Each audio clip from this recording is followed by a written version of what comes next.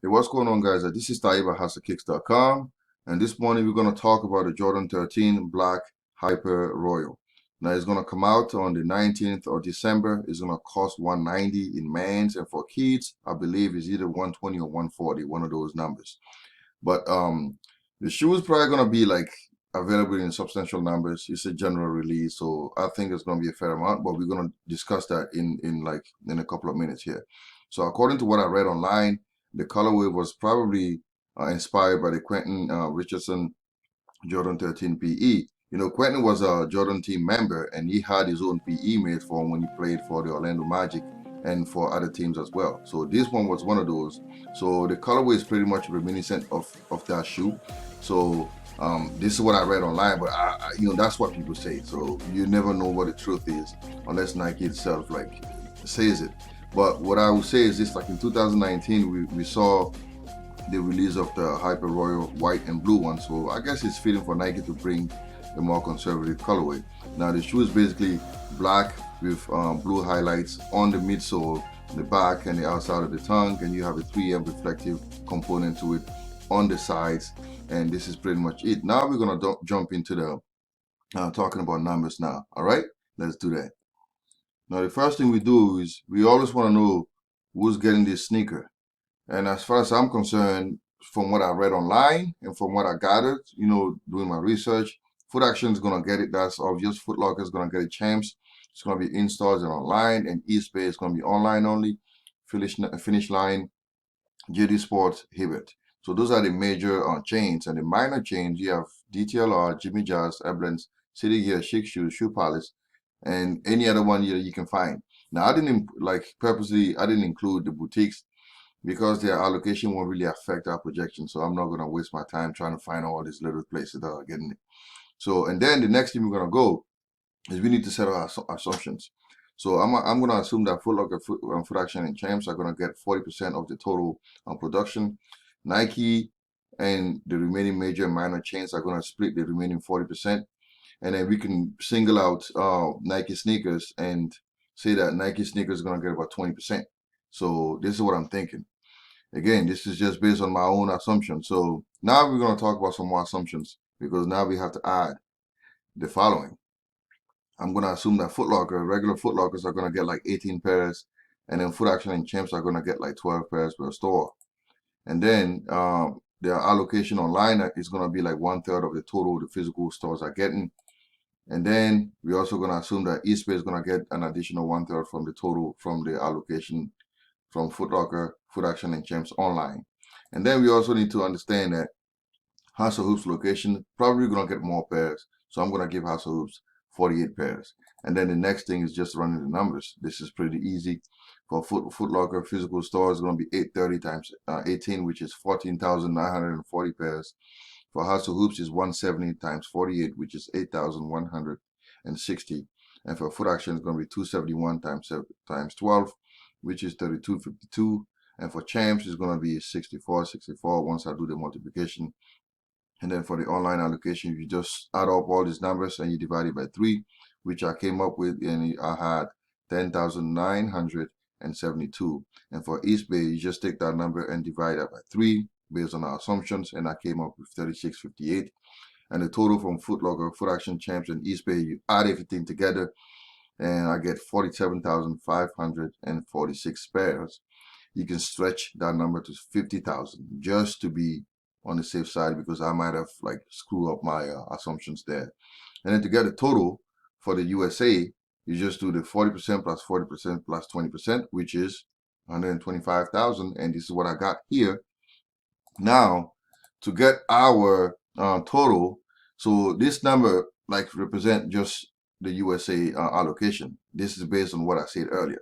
So you can conclude that the total number of pairs made, like then for the entire world, will be anywhere between 125,000 to 250,000, and you can give Nike sneakers about 20,000 pairs or 30,000 pairs. So I'm thinking anywhere between 125K and then 250K. This is what I'm thinking. Now the next thing we're gonna do is we're gonna talk about resale and all that. So before I do that, I need to pause and then show you a couple of things here.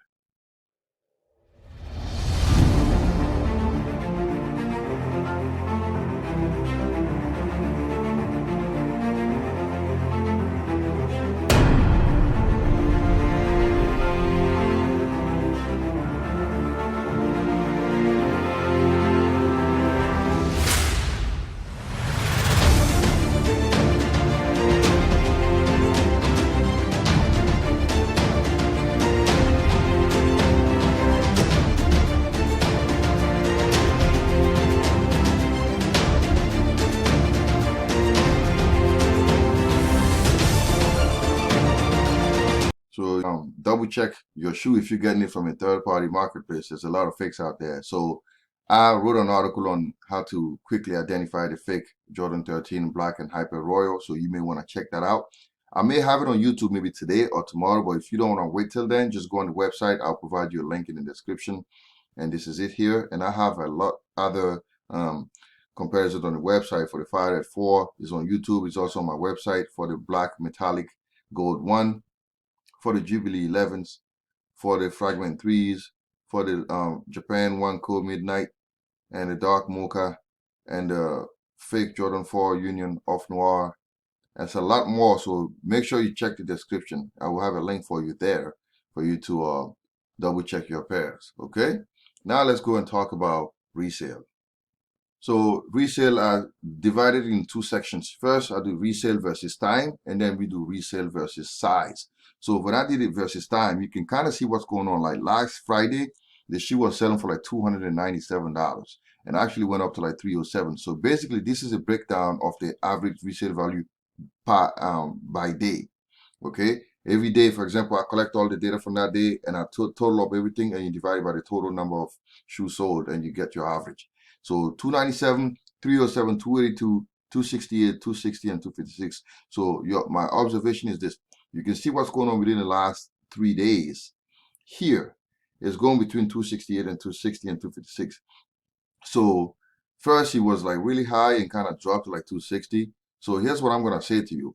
I'm thinking the resale value is gonna be anywhere between like 250 and 260, or in the low 260s, because by the time the shoe releases, chances are it's gonna drop a little bit. So I'm thinking it's probably gonna stay between like 250 and 260, and I'm gonna read off my chart right now because I want to give you a better and accurate description here. So basically, let's see.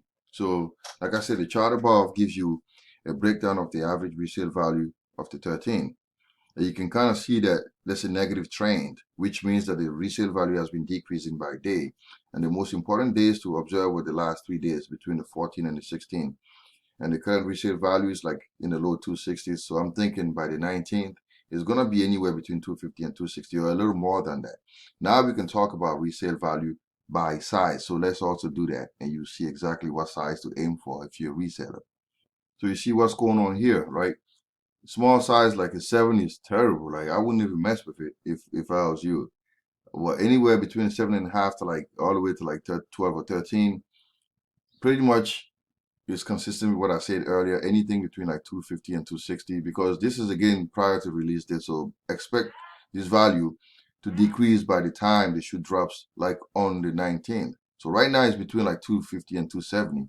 But by the time it drops, I'm expecting anywhere between like 260 and in the low 260s or something like that.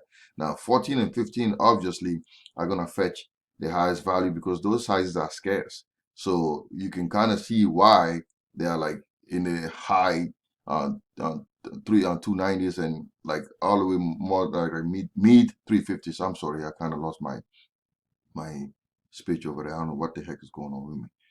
But let me give you the breakdown what I wrote, and then you can make your own conclusions from there. So like I say, like larger sizes like 13 and above, they yield to the highest margins with returns like within the 280 and 350 range. So what you can expect your profit margins to fall under is anywhere between $25 and $35. So you're probably going to be making like anything between like 25 all the way up to 40, or maybe a little less. For common sizes, like anything between the 8 and like 11 and 12, that's how much money you can make out of it. Now, if I was you, if I wanted to sell the shoe, I would probably sell it on eBay because the fees on men's shoes no longer apply. So, but I wrote an article on that, and I'm going to be sharing that in a little bit because eBay is being a little bit like they're tricking us. There's a glitch there that I'm going to be talking about probably in the next couple of hours. So I want to share that soon. So let's say you want to buy the shoes now, you can actually check the link in the description, or I'm going to show you, just go on my website and I'm going to show you a link in a second. If you want to buy it now, just go on my website. I have the link for you there. You don't want to go through the hassle of waiting online and doing all that crazy stuff. Just go on here. I have it for you. I have size 8 to 13. I will help you get it, and I will help you get authentic pair. So yes, you can do that, and just check the link in the description. Now, if you like the information that I'm giving you this morning, please like, share, and subscribe to House of Kicks. It does help when you guys do that. And again, if you want me to talk about any specific shoe, please send me a comment or send me a private message, and now we'll be willing to do that for you. Again, thanks for watching, and stay tuned for more stuff.